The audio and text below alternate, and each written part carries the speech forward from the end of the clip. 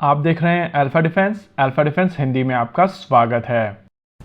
आज के इस वीडियो में हम लोग बात करेंगे कुछ इंपॉर्टेंट अपडेट्स के बारे में।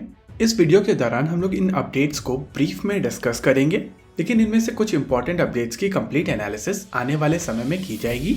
आज का हमारा पहला अपडेट एमबीटी अर्जुन की cannon launch anti tank guided missile को लेकर है। कल डीआरडीओ की तरफ से इस anti tank guided missile system को इसकी स्पेसिफाइड मिनिमम रेंज पर टेस्ट किया गया था और ये टेस्ट पूरी तरीके से सक्सेसफुल रहा था।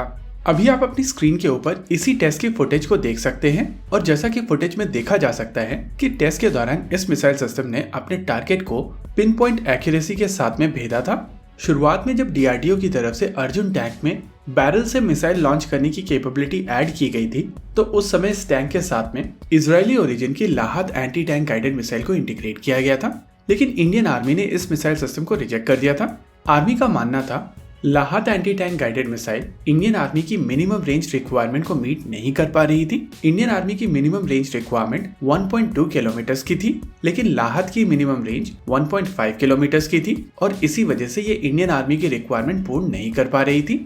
कमर्शियल मार्केट में भी इस तरीके की स्पेसिफिकेशन वाली कोई भी मिसाइल सिस्टम अवेलेबल नहीं थी और इसी वजह से डीआरडीओ की तरफ से एक क्लीन स्लेट डिजाइन के ऊपर काम शुरू किया गया था। वैसे इस cannon launch anti tank guided missile को मैक्सिमम रेंजेस पर ऑलरेडी टेस्ट कर लिया गया था और जो क्रिटिकल टेस्ट था यानी कि 1.2 किलोमीटर वाला टेस्ट वो कल किया गया था और इस टेस्ट के बाद में ये मिसाइल सिस्टम पूरी तरीके से प्रोडक्शन में जाने के लिए तैयार है। नॉर्मली टैंक्स के राउंड की रेंज 2 से 2.5 किलोमीटर तक की होती है, लेकिन cannon launch anti tank guided missile systems लगभग 5 किलोमीटर तक की रेंज प्रोवाइड करती हैं और इस तरीके की कैपेबिलिटीज के साथ में एमबीटी अर्जुन और भी ज्यादा डेडली हो जाएगा। अब बात करते हैं आज के अपने दूसरे अपडेट के बारे में। डिफेंस प्रोक्योरमेंट बोर्ड की तरफ से एक एक्सेप्टेंस ऑफ नेसेसिटी दी गई है, जिसके हिसाब से 4800 यानी कि 4800 यूनिट स्नाइपर राइफल्स को अक्वायर किया जाएगा।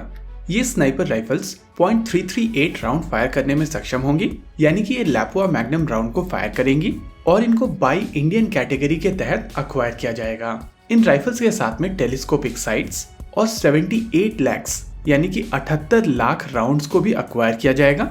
वैसे अगर आप इस एक्सेप्टेंस ऑफ नेसेसिटी को ध्यान से समझते हैं तो ऐसा लगता है कि ये रिक्वायरमेंट सीधे सीधे SSS डिफेंस की सेबर राइफल से कंप्लीट की जा सकती है, लेकिन राइफल फैक्ट्री इच्छापुर इस कंपटीशन में जरूर भाग लेगा क्योंकि उनकी तरफ से भी एक लैपुआ मैग्नम फायर करने वाली स्नाइपर राइफल बनाई गई थी। अब बात करते हैं तीसरे अपडेट के बारे में। तीसरा update naval ship borne unmanned aerial system को लेकर आ रहा है।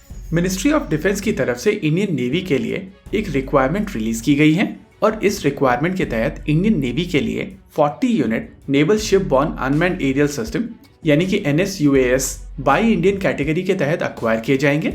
वैसे पहले इंडियन नेवी की तरफ से चेतक हेलीकॉप्टर को एक naval rotary unmanned aerial vehicle बनाने की कोशिश की थी, लेकिन बाद में वो प्रोग्राम ड्रॉप कर दिया गया था। लेकिन इंडियन आर्मी के लिए रिसेंटली RUAV 200 के ऊपर काम शुरू किया गया था और यही सिस्टम इंडियन नेवी के लिए भी यूज किया जा सकेगा। अगर इस सिस्टम के डेवलपमेंट की बात की जाए तो ये सिस्टम इस समय अपनी डेवलपमेंटल साइकिल के काफी ज्यादा एडवांस स्टेजेस पे हैं, लेकिन ये चीज अभी क्लियर नहीं है कि इसको पूरी तरीके से विकसित करने में कितना और समय लगेगा। अब बात करते हैं आज के अपने चौथे अपडेट के बारे में। कल मझगांव डॉक लिमिटेड में नीलगिरी क्लास के 7वें फ्रिगेट की कील ले डाउन कर दी गई थी।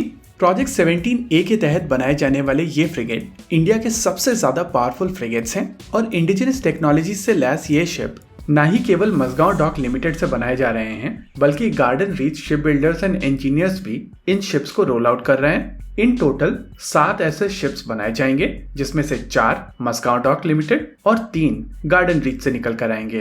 कील लेइंग सेरेमनी का मतलब है कि इन शिप्स का फॉर्मल कंस्ट्रक्शन शुरू हो चुका है और 7वें शिप के कंस्ट्रक्शन के बाद में मोस्ट लाइकली अब प्रोजेक्ट 17B के ऊपर काम शुरू किया जाएगा। अब बात कर लेते हैं इस वीडियो के आखिरी अपडेट के बारे में। द बिजनेस स्टैंडर्ड्स की तरफ से एक अपडेट आया है कि American company general electric Bharat को AMCA के इंजन का को डेवलपमेंट ऑफर कर रही है। देखिए, ये चीज हम सभी को पता है कि इंडिया की फाइटर जेट रिक्वायरमेंट काफी बड़ी है और इतना बड़ा ऑर्डर कोई भी कंपनी अपने हाथ से नहीं जाने देना चाहती है और इसी वजह से चाहे वो साफरान हो, रोल्स रॉयस हो और अब जनरल इलेक्ट्रिक, ये सारी की सारी कंपनी इस रिक्वायरमेंट को लेकर भारत को अपने अपने ऑफर्स दे रही हैं और जो ऑफर भारत की रिक्वायरमेंट को सूट करेगा भारत वही ऑफर एक्सेप्ट करेगा। देखिए, अमेरिकन ऑफर को लेकर बहुत सारे लोग काफी ज्यादा रेस्टलेस हो रहे हैं, लेकिन आपको यहाँ पर ये चीज समझनी पड़ेगी कि मिनिस्ट्री ऑफ एक्सटर्नल अफेयर्स और मिनिस्ट्री ऑफ डिफेंस में जो करियर डिप्लोमेट्स बैठे हुए हैं उनको थोड़ी बहुत तो डिप्लोमेसी समझ में आती ही है, और अगर आपको और मुझे ये चीज समझ में आ रही है तो नेचुरली उनको भी ये चीज समझ में आ रही होगी। हालांकि इंदुलेखा वाली गैंग जितनी जानकारी उनको नहीं है, लेकिन फिर भी कुछ हद तक उनको ये पता है कि देश के लिए क्या बेहतर है और उसी के बेसिस पर डिसीजन लिए जाएंगे। इसी के साथ आज के इस वीडियो में रखते हैं केवल इतना ही। वीडियो को अंत तक देखने के लिए धन्यवाद। देखते रहिए अल्फा डिफेंस। जय हिंद।